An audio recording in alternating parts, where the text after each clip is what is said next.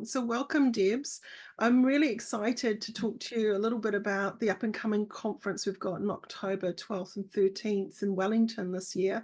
And it's the hypnotherapy conference run by the NZAPH, the New Zealand Association of Professional Hypnotherapists. And you're going to be one of our speakers, and it's exciting to sort of have a chat today. Yeah, I'm really excited about it. And thank you, Meredith, for inviting me into this space because it's something that I personally resonate with. But I will be bringing knowledge and experience of what family violence looks like. And specifically, we're deeply passionate at ECLIPSE, which is a specialist family violence training organisation that I founded about 3 years ago.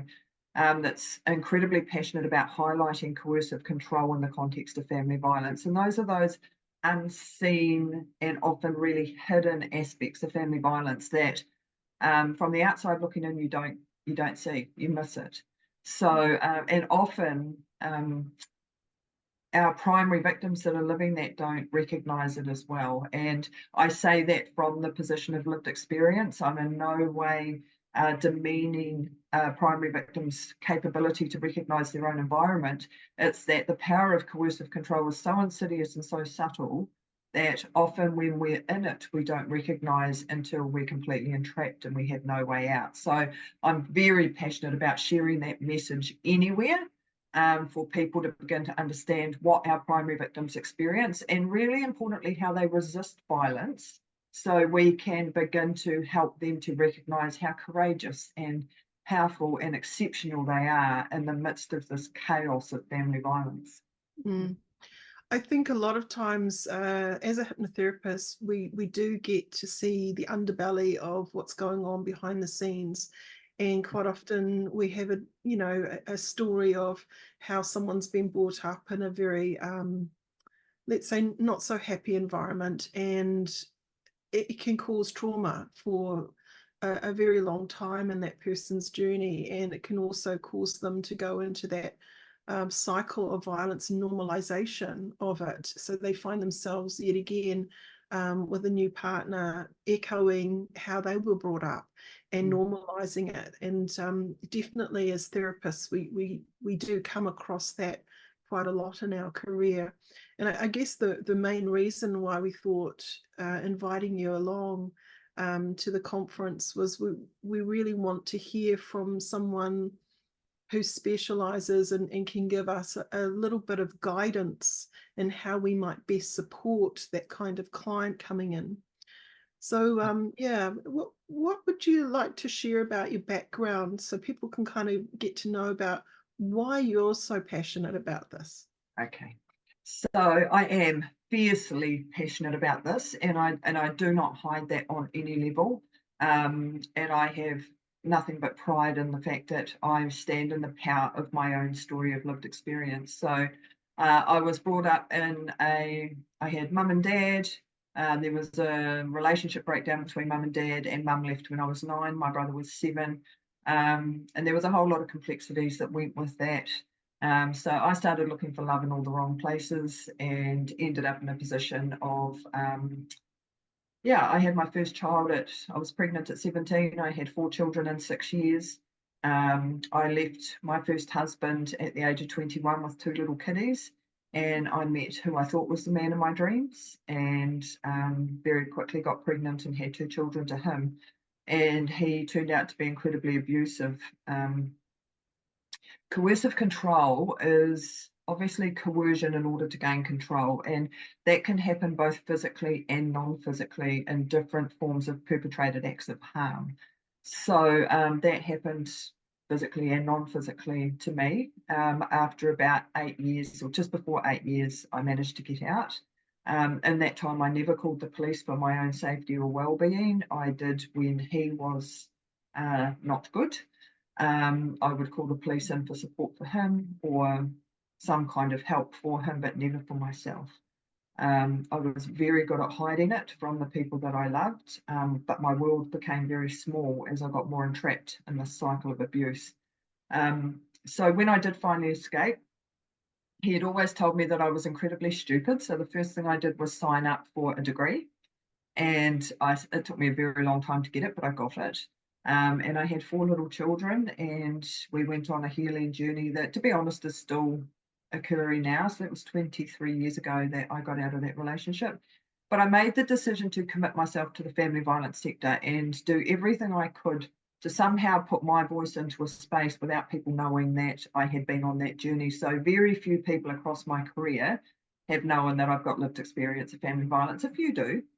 I've worked in refuge, I've worked for specialist family violence organisations, I've been in non-sworn police positions and part of developing a response system for police attended episodes of family violence and coordinating a response system. And then a couple of years ago, I had just started to share my journey in an organisation that I was working for, and that kind of became known. And then I was asked to do a couple of documentaries about my story, which I did through the Breaking Silence series of magnetic pictures, who are amazing. And then I thought, you know what, it's time to stand in the power of my own story, and maybe someone will be interested. Maybe someone will want to hear what it's like to be a primary victim. And the most important thing about what we do is we have developed what we call the combined lived experience lens in ECLIPSE. And that's a weaving together of lived experience of family violence, lived experience of working on the front line of our sector. So we really know what that looks and feels like. And then understanding some of those structural barriers at government level and societal level that can actually influence and inform coercive control and entrapment through systemic deficiencies. So it's the weaving together of those two, specifically lived experience of family violence and lived experience working in the sector, that make ECLIPSE different. So in the nearly 3 years that we've been going, we've trained over 4,500 people, frontline responders and practitioners. And it's about, because we weave those two experiences together, you hear the yuck stuff about the lived experience, but then you take tools away with how to then utilise that knowledge in a way that creates a pathway forward for practitioners. So it's both of those things are very, very powerful together. Yeah, thank you for sharing that. When we're kind of looking at the conference, you're going to be talking a little bit about those tools, is that right? I will be, yes. And I've actually developed a couple of concepts that are now even have got some international attention, which is really exciting. They're based, Aotearoa New Zealand developed lived experience of family violence informed, as well as practice knowledge informed. And they truly make sense. They are the aha moments for everybody that comes through the workshops. So I will absolutely be sharing those at the conference, which I'm really excited about. Nice. Yeah. You know, I think tools are essential for all practitioners, and to keep developing and growing those things. And I think when people like yourself who have that passion to be an advocate, actually a voice for those that haven't quite got that yet, and give more and more people tools to be able to deal with those sensitive issues in a really important way that acknowledges the complexity of the situation too, because a lot of times people can't leave for financial pressures and other things around where to live or get into a community that can even support you. So there's a lot of unknowns, and also a lot of people don't even realize they're in a cycle of emotional abuse. That they've normalized it so much, and it doesn't happen frequently. So then they also can get into the habit of sort of, I guess, whitewashing it a bit. And, you know, when it peaks, it's ugly, but when it goes away, they go, oh, well, it's just sometimes. And this is a trap that many, many people go through privately. I remember hearing of someone who's in the police force who actually, I won't obviously give names, but though he was in a very violent relationship, and his partner had post-traumatic stress disorder and would drink and would throw things, and he was caught up in the crossfire. And it was very embarrassing for him because he can't report her because, of course, he's in the police force, so what do you do? So there's a lot of people who, through embarrassment or feel that they may not be taken seriously or might be bullied by seeking help. These are very real things that happen systemically in our society that we have today. So, you know, the more people that talk about their experiences, the more I hope it reaches to people who think maybe there is a way out. Maybe I can sort of, I'm happy to say he left. Yeah. He's no longer in that relationship. But, you know, there are often children involved, and that can also be another complexity. And I think as therapists, you can sit there, and obviously we don't have remote control over that person, and we might want them to sort of get help ASAP, but someone sometimes has to do it in their own time, in their own way. And I think they, oh, sorry. Yeah, you know, you go. I think they always have to do it in their own time, in their own way. And this isn't about anyone as a practitioner, regardless of your position, putting our professional expectations on whānau or on primary victims or predominant aggressors, because it is such an intrinsically personal journey. And, you know, I've got a saying that just because a primary victim doesn't leave doesn't mean they want to stay. It means right now it's not safe enough them to be able to step away, engage with supports, disclose to an organisation or a friend or a family member. And just to touch on your example, there is no demographic that is not impacted by family violence. And we know that our wahine are more likely to be primary victims of family violence. And if you're wahine Māori, you're 58% more likely, or 58% of wahine Māori experience family violence, but they're 3 times more likely to be killed. So, you know, hearing about a male police officer, and I've worked with male police officers myself, it's not that it is uncommon as what people think. So we talk about intimate partner violence from a very gendered perspective, and we will always look after our women and children, always. That's what our sector's built upon. But I truly believe that we need to start looking after our hurt people that hurt people a lot better than what we do. And I would imagine that you have worked with people that have been predominant aggressors as well. But when we talk about and we move into intrafamilial violence, which are all of those relationships that aren't or have never been intimate in nature, so aunties and uncles and brothers and sisters and cousins and grandparents and things like that, actually our gendered structure starts to change. When we've got disability and elder abuse and child abuse, we can have male, female, non-binary predominant aggressors. We can have male, female, non-binary primary victims. So we really need to stretch and expand our thinking and our lens when it comes to what family violence looks like as a whole. We're already looking after our mamas and our wahine. We need to better support our males and non-binary, but whether they're primary victims or predominant aggressors. Yeah. And often too, you see, it can be, what we call it, something that is behind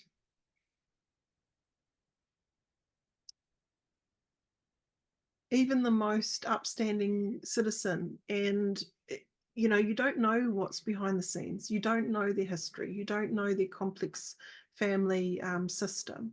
And just because they're well educated or in a particular prime position doesn't mean that they're immune to some level of family violence.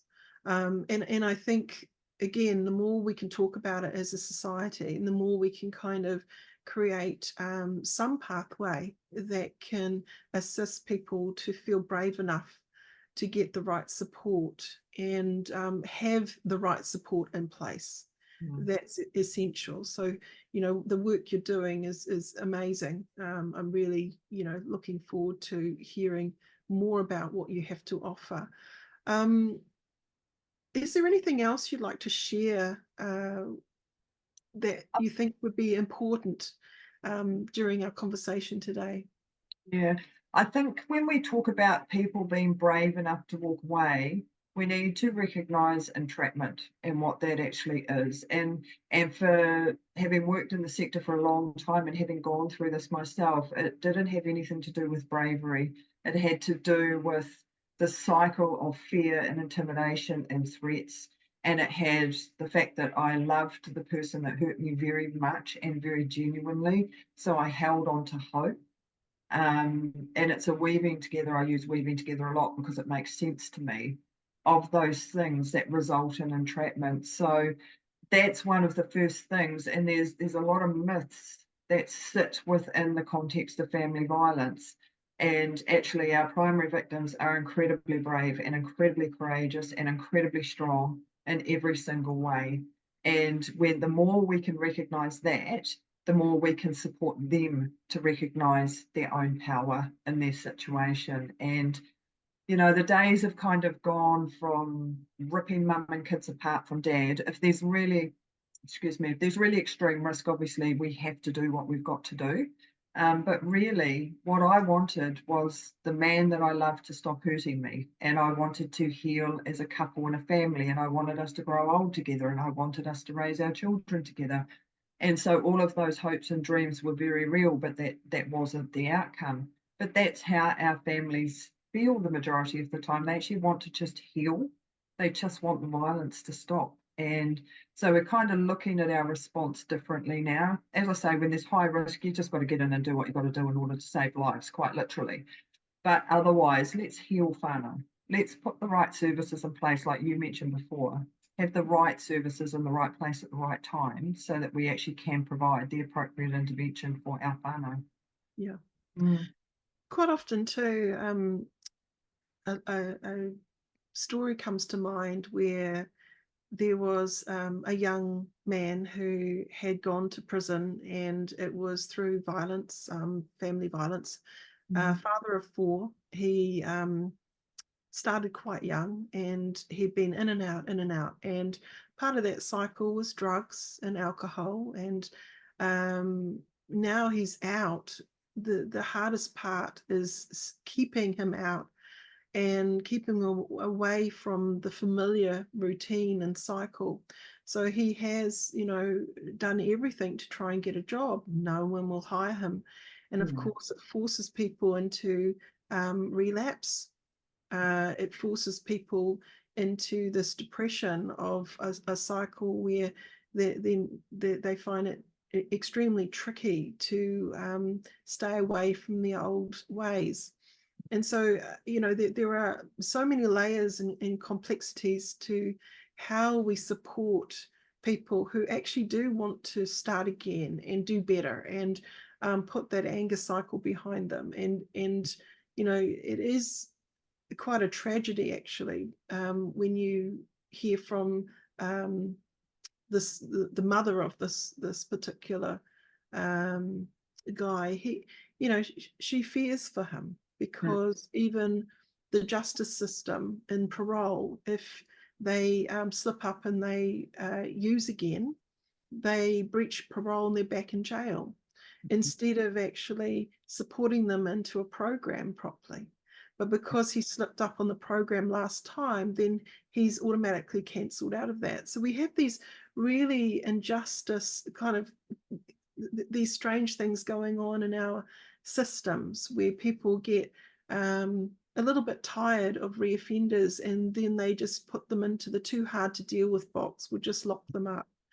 And I think that's a very sad thing, because at the same time, his 4 children miss out on a father.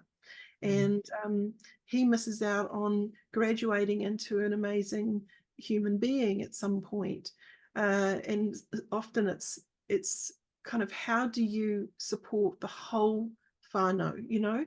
How can that be a journey to heal and move to the other side?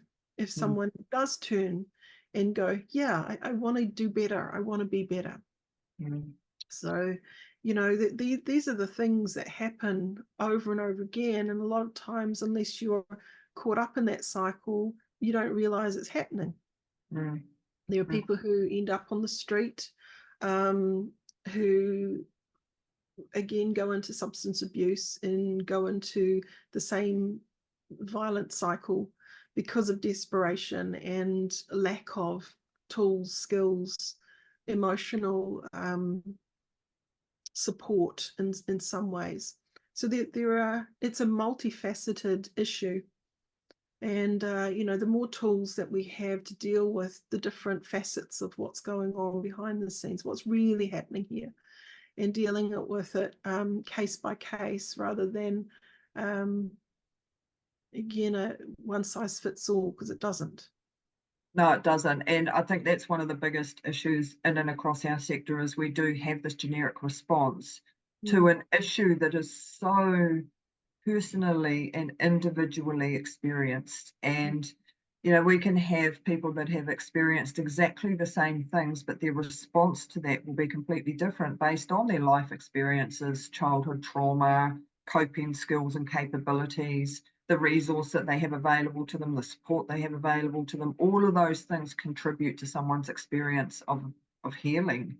And I'm a great believer in self-determination. I'm a great believer in, as practitioners and responders, that our job is not to tell people what to do. It's to say to people, I'm here to walk alongside of you and support you in this moment in time. Tell me how I can do that to serve you in the best way possible.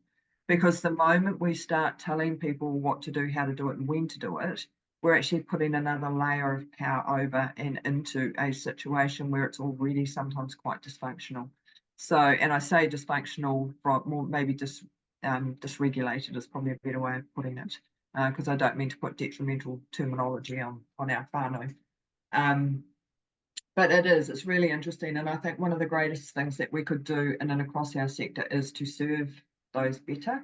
So it's interesting you use the word multifaceted, because we've actually developed what we call the multifaceted entrapment concept. And that is exploring exactly that. So the relational aspect of family violence and coercive control, the systemic, the spaces where that can go wrong, and then the structural. So as someone that's working with whānau experiencing family violence, if we don't understand people's experiences in one of those places, then we've got part of the puzzle missing.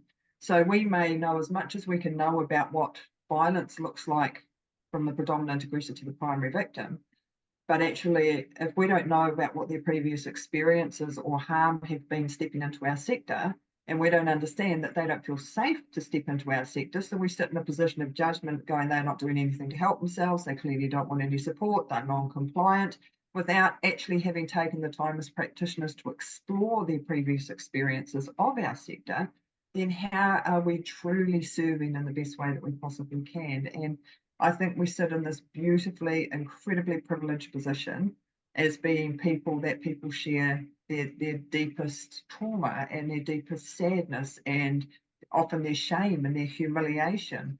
And so we all need to recognise the honour in that and be the best that we can be in response to people in the positions that we sit in. So, and I believe that lived experience is a powerful, powerful teacher. And obviously the success of ECLIPSE has really proven that. There's a desire for it, there's a demand for it. People want to hear people's journeys, but especially people's journeys who have also worked in the sector, so understand how to put those two things together and create new tools, new concepts, new models, new frameworks, new ways of thinking and working and responding. Now, if people want to find out more about ECLIPSE, I'll put a link below so they can look into what you provide. But coming along to the conference will be a wonderful opportunity for them to get a bit of a taster of what you have to offer, and maybe even follow up on doing one of your courses, right? That would be amazing. And we offer a lot of courses. We deliver them in a public space for practitioners. We also we do private workshops. We get called into a lot of organisations to train their staff just within that organisation. We do it online. We're face-to-face. So we do have a lot of options and a lot of opportunities to connect with ECLIPSE. I've also got a book coming out in a couple of months, which I'm really excited about, called One Soul, One Survivor. So hopefully that will be well and truly out by the time we get to the conference. So, excellent. Yeah. Well, definitely bring some copies along, and I'm sure people will for sure. Take them. So look, thank you very much, Debbs, for your precious time Very today. welcome. It's been good to talk to you, even though it is a serious issue that we're talking about, if anyone, has or is going through their own personal journey, please go seek help. It is important that you talk to someone about what's going on and find a pathway that's going to make sense to you. Obviously, just because, again, you're a therapist doesn't mean you're immune to your own sort of things in the background. So everyone comes from a journey, a history. And if anyone has been listening today and is felt a little triggered, please do seek help. This is important that you're not alone. That is an important thing to remember. Yeah, and if you are going to reach out, please make sure you only do that if you can do it safely. And if you go to our website, there's actually a help services page there, so you will be able to click on that. And we've also got a quick exit, so you can quickly get out of that space, but you'll be able to find a whole lot of links to help organisations and support organisations via our website. Yeah. Great, that's brilliant, Debs. Thank you again for Thank your you. generous time, and I look forward to meeting you in person. I do too. Conference, so thank you. No, that's wonderful. Thank you so much, Meredith. Okay. Bye. All right. Ka kite. Ka kite.